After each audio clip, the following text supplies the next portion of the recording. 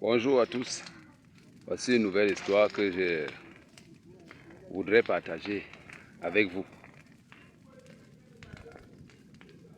Deux enfants se baladaient non loin d'une brousse,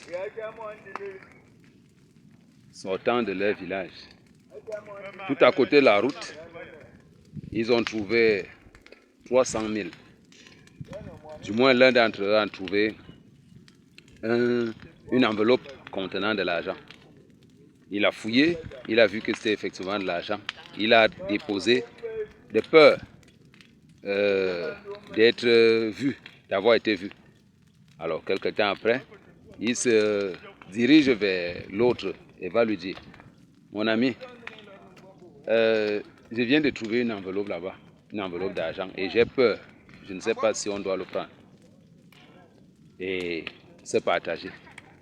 Alors son ami lui dit, va prendre cet argent. On ne s'amuse pas avec l'argent. Ils repartirent à deux et prirent cet argent. Alors lorsque l'enfant revint, avec cet argent, il remit l'enveloppe à ses parents et ils se mirent à discuter. Les parents prirent 10 000 qu'ils donnaient à celui qui l'avait encouragé à aller prendre l'argent. Et celui-ci se fâcha. Comment on peut trouver l'argent ensemble et tu te mets à... Et toi tu prends... On peut trouver l'argent ensemble 300 000. Toi tu prends 10 000, tu me donnes et tu restes avec le reste. Est-ce que c'est normal? Ils expliquaient la situation à leurs parents. Les parents prirent effectivement le côté de celui qui avait trouvé l'argent. Ils leur posaient la question. Qui a trouvé l'argent? Le premier. Et celui qui a trouvé l'argent dit, c'est moi papa, c'est moi. Alors, il conclut, si c'est toi qui as pris l'argent, l'argent t'appartient. Il s'est mis à se disputer, et les gens vinrent très nombreux. Et ça attirait donc l'attention de quelqu'un qui était au courant de la disparition de l'argent d'une maman. Il l'appela donc, il fit appeler la maman.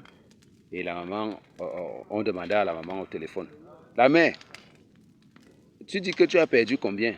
Et la maman leur dit, 300 000 mes amis, 300 000 mes enfants. Et on dit donc à la maman, viens prendre ton argent, on a trouvé les 300 000.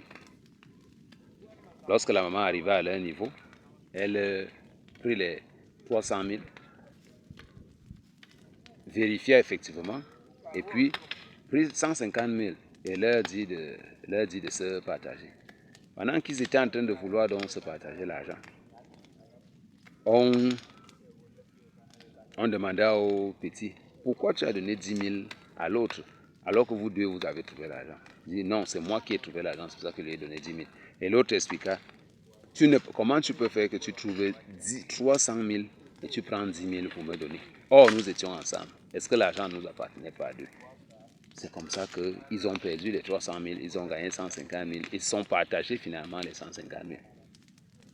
Avec l'aval des autres qui étaient présents.